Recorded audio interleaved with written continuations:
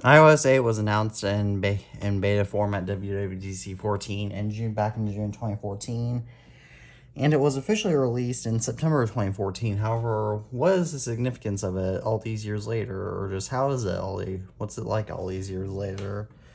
Let's dig into the history of iOS 8. So iOS 8 did bring some new features compared to iOS 7. For example, it did bring an all-new notification center. Or it wasn't all new, but it had some changes, such as instead of the today, all, and missed categories, there was today and notifications. But more importantly, you could edit it, and you could add all these widgets. Now, I'm not going to add any of these widgets since they could risk showing my location, but yeah, another change was the new health app, which let you log your health data, which is not present in iOS 7. And some more minor changes to iOS 8 are that the iBooks app was now included on iOS.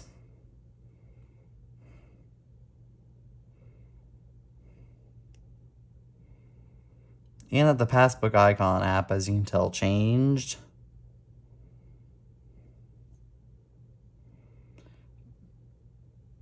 And the Passbook design did change just a little bit, but not to where now you could scan a code.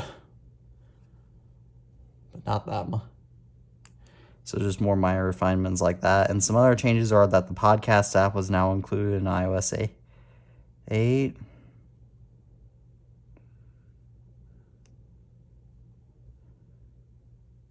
And that another big change was that there was now the Tips app on iOS 8, which could let you reference tips.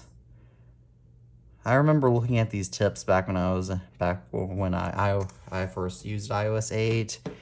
And I remember how much I loved this Tips app just because I found it cool. If you want me to do a dedicated video on the Tips app, please let me know, because I will happily showcase the old Tips apps. So that is iOS 8. So that is iOS 8 to start out with, but iOS 8 did bring some changes along the way. For example, okay, so as you can tell right here, it did bring one minor change to the iBooks app, which it was called back then, where it changed the icon. In iOS 8.1 and in iOS 8.2, which I don't have exactly, but I do have something close. Or something pretty close, which is 8.4.1. They changed the default home screen layout to be this, and there was the all-new Apple Watch app, because then the Apple Watch released.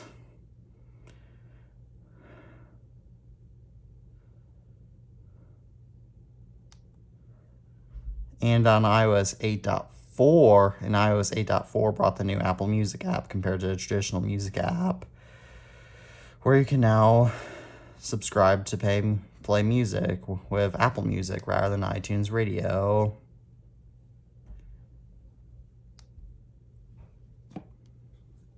And so that is the history of iOS 8. And using iOS 8, I would say, is a bit.